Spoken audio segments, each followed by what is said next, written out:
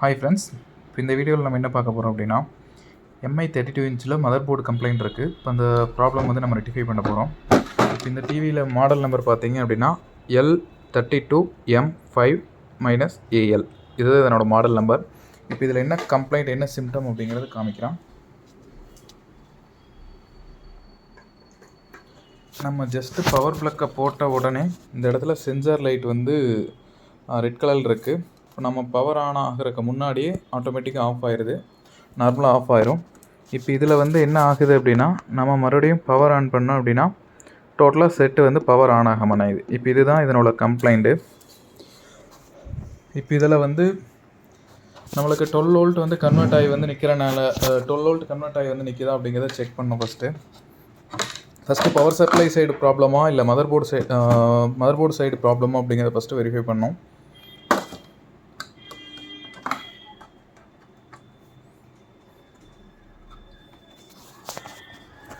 இது இந்த இடத்துல பார்த்தீங்க அப்படின்னா பவர் சப்ளை வந்து 12 வோல்ட்டு பின் இருக்குது, செக் பின் இருக்குது. இந்த இடத்துல நம்ம 12 வோல்ட் வந்து எக்ஸாக்டாக வருது. இப்போ இது வந்து பவர் சப்ளை சைடு வந்து நம்ம செக் பண்ணவே வேண்டியதில்லை, ஏன்னா இது பவர் சப்ளை வந்து கரெக்டாக இருக்குது. இப்போ இதில் வந்து காமனாக என்ன கம்ப்ளைண்ட் வரும் அப்படின்னா, இந்த ரெகுலேட்டர்ஸ் எல்லாத்துலேயுமே வந்து வோல்டேஜ் வந்து ப்ராப்பராக வந்து கன்வெர்ட் ஆகாது. இந்த மாடலில் மட்டும் இந்த ரெகுலேட்டர் வந்து ஃபெயிலியர் ஆகும். இப்போ இதில் பார்த்தீங்க அப்படின்னா இந்த சைடு வந்து 5 வோல்ட் வந்து வருது. இது ப்ராசஸருக்கு போக வேண்டிய ரெகுலேட் பண்ணக்கூடிய வோல்டேஜ். இது எல்லாமே இந்த சைடு பார்த்தீங்க அப்படின்னா இந்த ரெகுலேட்டரில் எந்த ஒரு வோல்டேஜுமே வந்து பூஸ்டப் ஆகலை. இப்போ இதுதான் கம்ப்ளைண்ட் இருக்கிறதுக்கு வாய்ப்பு அதிகம்.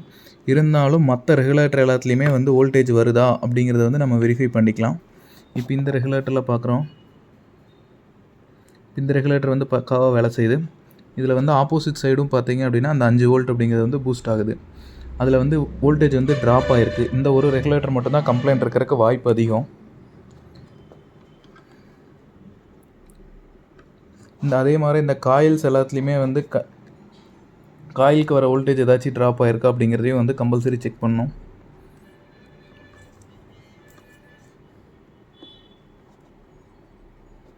இந்த இடத்துல 3.3 வந்து ப்ரெசென்ட் ஆகுது.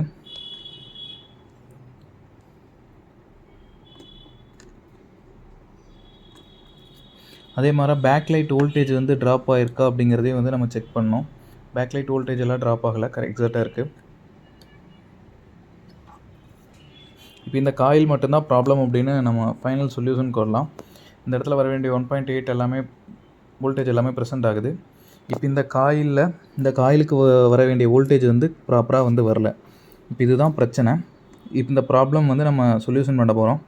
ஜஸ்ட்டு இந்த ஒரு ரெகுலேட்டர் மட்டும் நம்ம வந்து இப்போ எடுத்துகிட்டு வேறு ரெகுலேட்டர் வந்து ரீப்ளேஸ் பண்ண போகிறோம்.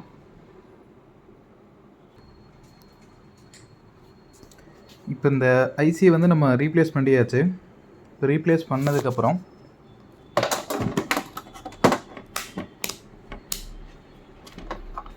இந்த ஐசி கல்ட்ருக்கு இந்த பேஸ்ட் யூஸ் பண்ணி கழட்டுறோம். நம்ம யூஸ் பண்ணுறப்போ ஏஎம்டெக் இந்த ஃப்ளெக்ஸ் யூஸ் பண்ணி கழட்டுறோம். இது 350 டிகிரி செல்சியஸில் வச்சு ஹீட் பண்ணி எடுக்கிறப்போ கரெக்டாக கழட்ட முடியும். இந்த ரெகுலேட்டர் ஐசி இதே ரெகுலேட்டர் ஐசி போட்டால் மட்டும்தான் இந்த ப்ராப்ளம் வந்து சால்வ் ஆகும். இப்போ நம்ம ஜஸ்ட்டு வந்து இப்போது இந்த வோல்டேஜ் வந்து வருதா அப்படிங்கிறத வந்து செக் பண்ண போகிறோம்.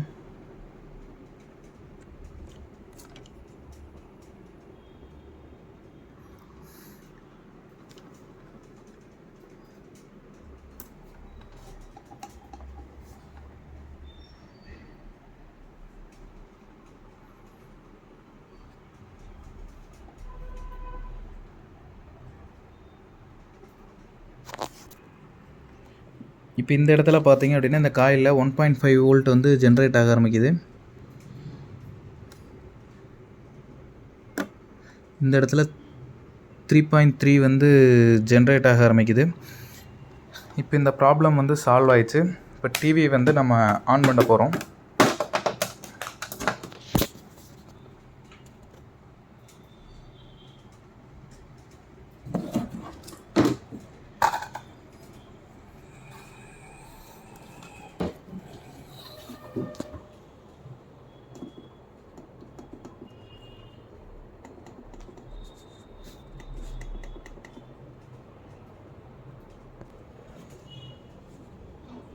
டிவி ஆன் ஆயிடுச்சு.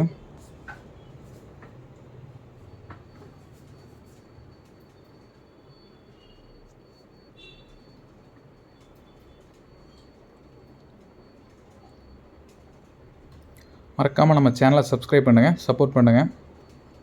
இது போன்ற ரெகுலர் அப்டேட் வரும். சர்வீஸ் சப்போர்ட் கொடுத்துருக்கு.